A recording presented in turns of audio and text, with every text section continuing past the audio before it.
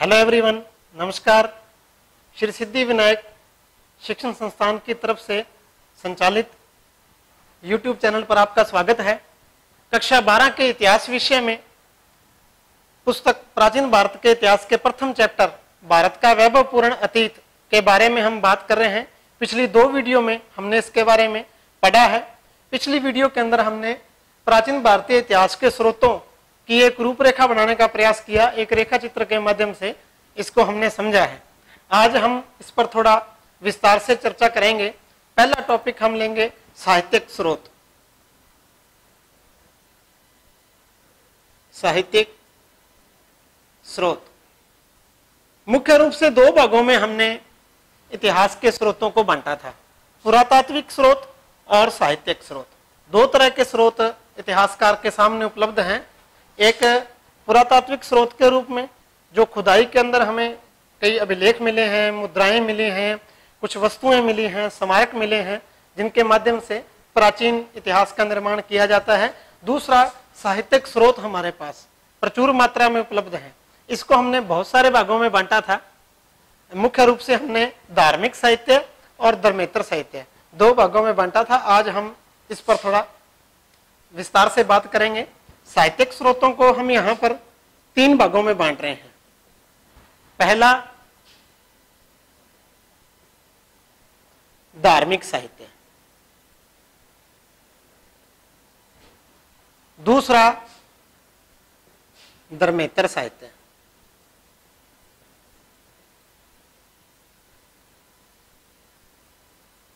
और तीसरा वंशावलियां।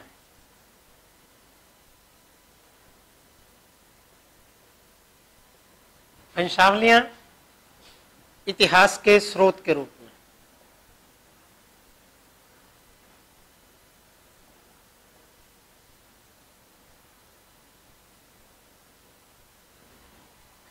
सबसे पहले हम एक ही बात करेंगे, धार्मिक साहित्य।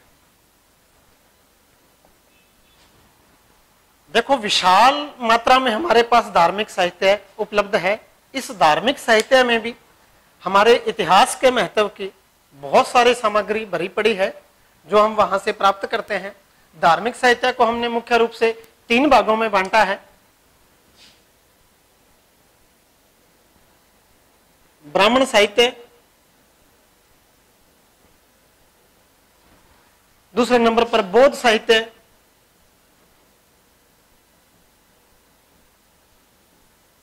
और तीसरे नंबर पर जैन साहित्य। ब्राह्मण साहित्य, बौद्ध साहित्य और जैन साहित्य जो सबसे प्राचीन साहित्य है दुनिया के अंदर, और हमारे भारत के इतिहास के स्रोतों के अंदर भी हमारे पास उपलब्ध है, वो है ब्राह्मण साहित्य।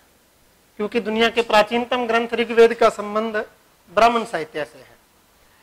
बौद्ध साहित्य और जैन साहित्य की जो रचना है, ये 6ठी शताब्दी ईसा पूर्व से शुरू होती है। ये भी काफी प्राचीन है। इन तीनों के बारे में हम सबसे पहले बात करेंगे। तो पहला हम आज का जो टॉपिक है जिस पर हम चर्चा करते हैं, वो लेते हैं ब्राह्मण साहित्य।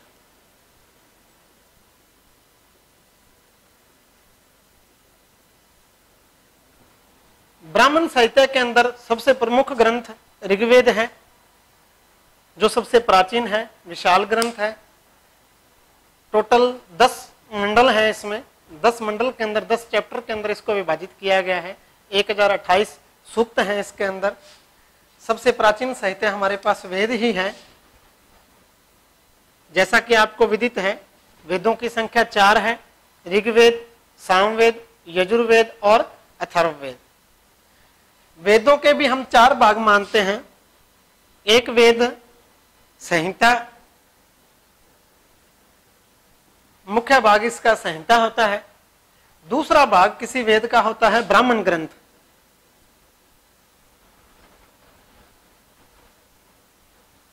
तीसरा भाग आरण्यक,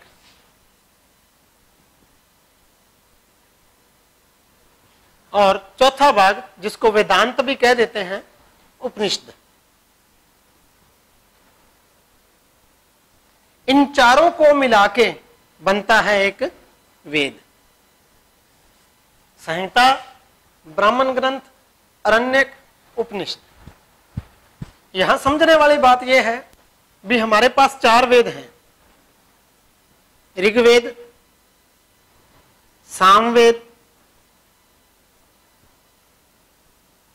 यजुर्वेद और अथर्ववेद।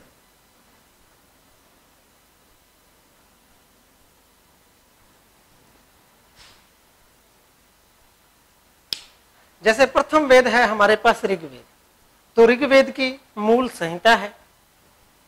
उसके बाद ऋग्वेद के ब्राह्मण ग्रंथ हैं, जैसे ऐतरेय कौशिकी 2 ब्राह्मण ग्रंथ हैं ऋग्वेद के।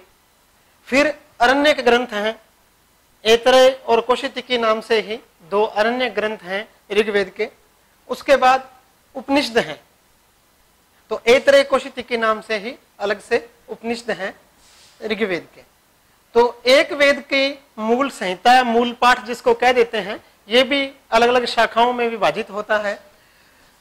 तो मूल संहिता, उसके बाद ब्राह्मण ग्रंथ, ये चारों वेदों के अलग अलग हैं। उसके बाद अरण्य ग्रंथ, ये भी चारों वेदों के अलग अलग हैं। और उसके बाद अंतिम भाग जिसको वेदांत कह देते हैं। देखो, एक हम वेदांग की बात करेंगे, वो अलग है। उपनिषद को कहते हैं वेदांत, वेदों का अंतिम भाग होने के कारण इन्हें वेदांत कहते हैं। ये जो ग्रंथ हमारे पास उपलब्ध हैं, इन सब के विषय भी अलग अलग हैं। थोड़ी हम इस पर चर्चा करेंगे। जैसे 4 वेद हैं हमारे पास, सबसे पहले बात कर लेते हैं ऋग्वेद की। तो ऋग्वेद सबसे प्राचीन ग्रंथ है। जैसा भी मैंने बात की भी 10 मंडल हैं इसके अंदर, 1028 सूक्त हैं और मुख्यतः इसमें देवताओं की स्तुति में जो है मंत्र हैं। दूसरे नंबर पर आ जाता है सामवेद। सामवेद के जो अधिकांश मंत्र हैं वो ऋग्वेद से ही लिए गए हैं, लेकिन इनको संगीतबद्ध किया गया है। तो हम कह सकते हैं भी दुनिया का सबसे प्राचीन जो संगीत का ग्रंथ है वो सामवेद है। तो ये संगीत से संबंधित है। तीसरे नंबर पर हमने लिखा है यजुर्वेद। यजुर्वेद के अंदर जो यज्ञ संबंधी ज्ञान दिया गया है, यज्ञों से संबंधित है ये ग्रंथ। चौथा जो वेद है हमारे पास अथर्ववेद। अथर्ववेद के अंदर जो अथर्ववेद का विषय है ये विविध है। कई अलग अलग विषयों के बारे में बात की गई है इसके अंदर। अथर्ववेद,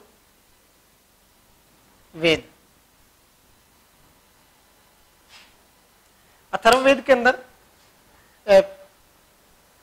औषधियों के बारे में भी चर्चा है। अथर्ववेद के अंदर जादू मंत्र के बारे में भी है। अथर्ववेद के अंदर जो शिल्प विज्ञान वगैरह वगैरह कई सब्जेक्टों के बारे में बात की गई है। और हम कह देते हैं भी अनार्य जो परंपरा है उसका भी अथर्ववेद के ऊपर प्रभाव पड़ा है, अनार्य परंपरा का। तो ये 4 वेद हैं। दूसरे नंबर पर आ जाते हैं ब्राह्मण ग्रंथ। ब्राह्मण ग्रंथों में एक तो यज्ञों से संबंधित जो विधि विधान है उनके बारे में जिक्र है।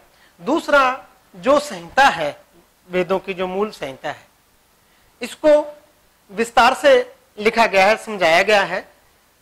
क्योंकि ये पदात्मक है जो संहिता है, और जो ब्राह्मण ग्रंथ है ये गद्य में है, तो उसी चीज को खोला गया है और यज्ञों का विधि विधान भी बताया गया है।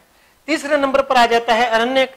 अरण्यक ग्रंथ, देखो अरण्यक शब्द है जंगल का पर्यायवाची। तो जंगलों में बैठ के ऋषियों ने जिन ग्रंथों को लिखा, चर्चा की, जिन पे अरण्यक कह देते हैं। अरण्यकों का जो विषय है वो दार्शनिक है। चौथे नंबर पर आ जाता है उपनिषद। उपनिषदों का सब्जेक्ट इनसे थोड़ा हटके है। उपनिषदों के अंदर प्रथम बार मोक्ष की बात की गई है, आत्मा परमात्मा की बात की गई है।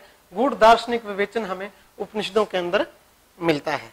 उपनिषदों के अंदर पहली बार हमें यज्ञों से थोड़ा हटके जो है दृष्टिकोण मिलता है। उपनिषदों के अंदर ही कहा गया है भी यज्ञ एक ऐसी नौका है जिस पर भरोसा नहीं किया जा सकता, जिस पर विश्वास नहीं किया जा सकता। तो ये जो चारों वेद हैं और इनके ब्राह्मण ग्रंथ, इनके अरण्यक, इनके उपनिषद, ये हमारे पास ब्राह्मण साहित्य के रूप में उपलब्ध है। इसके अलावा आप लोग एक नोटबुक पास रखें, जैसे हमारा जो आज का टॉपिक है उसको साथ ही नोट कर लें। साहित्यिक स्रोत जिन 3 भागों में हमने बांटा, फिर हेडिंग ब्राह्मण ग्रंथ, और फिर जो चीज मैं समझाने का प्रयास कर रहा हूं आप साथ के साथ नोट भी कर सकते हैं। नेक्स्ट है वेदांग। वेदों को समझने के लिए जिन ग्रंथों की रचना की गई उन्हें हम वेदांग कहते हैं। वेदांग की सहायता से हम आसानी से वेदों को पढ़ सकते हैं, समझ सकते हैं। वेदांगों की संख्या कितनी है? 6। वेदांगों की संख्या 6 है। शिक्षा, कल्प, व्याकरण, निरुक्त, छंद, ज्योतिष। शिक्षा, कल्प, व्याकरण, निरुक्त, छंद, ज्योतिष, ये 6 वेदांग हैं। इसके अलावा इसके बाद हमें सूत्र साहित्य मिलता है। सूत्र साहित्य ये भी ब्राह्मण साहित्य का भाग है। सूत्र काल के नाम से जो है इतिहास का एक कालखंड की हम बात करते हैं। तो वैदिक साहित्य, उसके बाद वेदांग आ गया, उसके बाद सूत्र साहित्य आ गया। सूत्र साहित्य के बाद हम बात करते हैं स्मृति ग्रंथों की। स्मृति ग्रंथ, स्मृति ग्रंथ कानून प्रधान है मुख्य रूप से। जैसे मनुस्मृति है, याज्ञवल्क्य स्मृति है, नारद स्मृति है, ये अनेक स्मृति ग्रंथ हैं। इन सबसे फेमस इनमें मनुस्मृति है जो सबसे प्राचीन है, हम सबने इसके बारे में सुना होगा। तो ये कानून से संबंधित ग्रंथ हैं, स्मृति ग्रंथ। इसके अलावा जो 2 महाकाव्य हमारे पास हैं, रामायण और महाभारत। महाकाव्य, 2 बड़े महाकाव्य जो हमारे पास हैं, रामायण और महाभारत।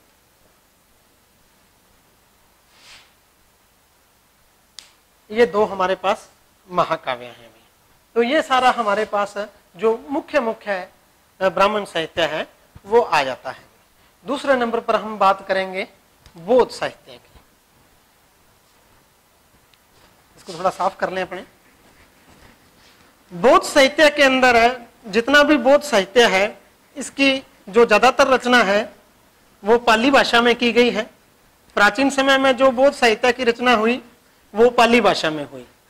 कालांतर में बौद्ध साहित्य संस्कृत के अंदर भी लिखा गया।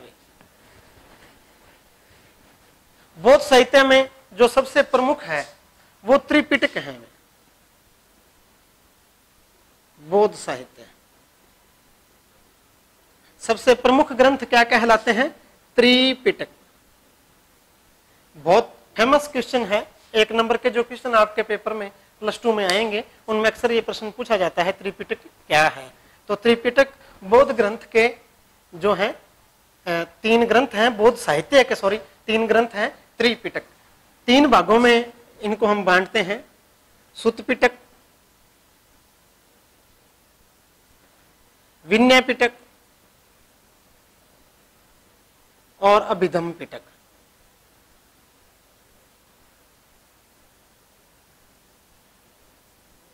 सुत्त पिटक, विनय पिटक, अभिधम पिटक। देखो, पिटक का अर्थ होता है टोकरी पाली भाषा के अंदर। तो ज्ञान की 3 टोकरियां हैं, सुत्त पिटक, विनय पिटक, अभिधम पिटक। इन तीनों का विषय भी अलग अलग है। सुत्त पिटक का जो विषय है वो जो महात्मा बुद्ध की शिक्षाएं हैं, बौद्ध धर्म की जो शिक्षाएं हैं, जो दार्शनिक आचार विचार नियम वगैरह है, वो सारे सुत्त पिटक में है। दूसरे नंबर पर विनय पिटक है। इसके अंदर जो है संघ संबंधी जो बौद्ध संघ है, संघ के संबंधी जो नियम है, संघ के संबंधित जो बातें हैं वो विनय पिटक के अंदर हमें मिलती हैं। तीसरे नंबर पर अभिधम पिटक है। यहाँ से जो है बौद्ध दर्शन का जो है विकास आरंभ होता है। सुत्त पिटक और विनय पिटक की जो रचना है ये महात्मा बुद्ध की मृत्यु के बाद जो प्रथम बौद्ध संगीति का आयोजन हुआ उसी के अंदर सुत्त पिटक और विनय पिटक की जो है संकलन किया गया। तीसरा जो अभिधम पिटक है, इसकी रचना तीसरी बौद्ध संगीति जो पाटलिपुत्र में हुई सम्राट अशोक के टाइम में, उस समय अभिधम पिटक की रचना की गई। तो 3 प्रमुख ग्रंथ हैं, सुत्त पिटक, विनय पिटक, अभिधम पिटक। इन तीनों को आगे हम कई भागों में बांटते हैं। विस्तार से आपने कक्षा 11 के अंदर भी इसके बारे में पढ़ा होगा। पाली भाषा के ये ग्रंथ हैं। इसके अलावा कालांतर में संस्कृत भाषा के अंदर भी अनेक बौद्ध ग्रंथों की रचना हुई, जिनमें नागार्जुन के ग्रंथ मुख्य रूप से उसके अंदर हम बात करते हैं। पिटक साहित्य के अलावा जो प्रमुख स्थान है बौद्ध धर्म के अंदर वो है जातक कथाएं। जातक कथाएं क्या है? महात्मा बुद्ध के पूर्व जन्म से संबंधित जो कथाएं हैं।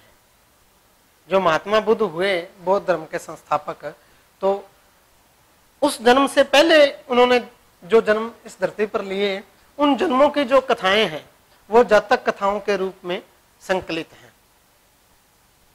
तो ये जातक कथाएं भी एक प्रमुख बौद्ध साहित्य है और इतिहास का एक अच्छा स्रोत है। इसके बाद हम बात करेंगे जैन साहित्य की।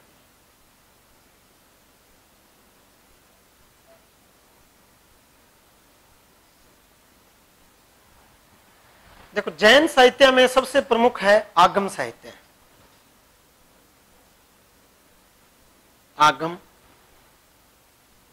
साहित्य, जैन साहित्य की रचना ज्यादातर प्राकृत भाषा में हुई है। बड़े लंबे टाइम पीरियड में 6वीं शताब्दी ईसा पूर्व में महावीर स्वामी का जन्म हुआ। 599 बीसी में महावीर स्वामी का जन्म हुआ। 23वें जो है तीर्थंकर थे जैन धर्म के। तब से लेके और 6वीं शताब्दी तक एक लंबे टाइम पीरियड में, लगभग 1100 से 1200 साल के लंबे टाइम पीरियड में लगातार जो जैन साहित्य है इसका संकलन चलता रहा है।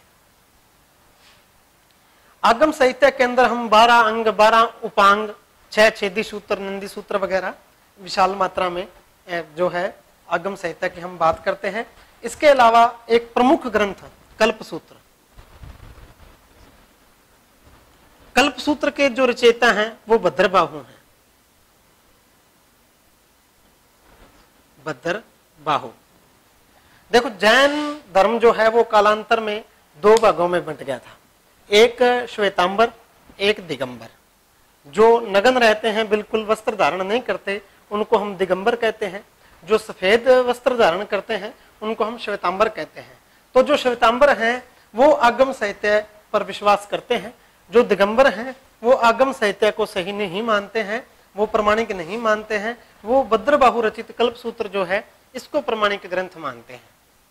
तो ये, इसके अलावा और भी अनेक जो हैं जैन धर्म से संबंधित जो साहित्य है प्रचुर मात्रा में हमारे पास उपलब्ध है। कालांतर में संस्कृत भाषा के अंदर भी जो जैन साहित्य है इसकी रचना हुई है।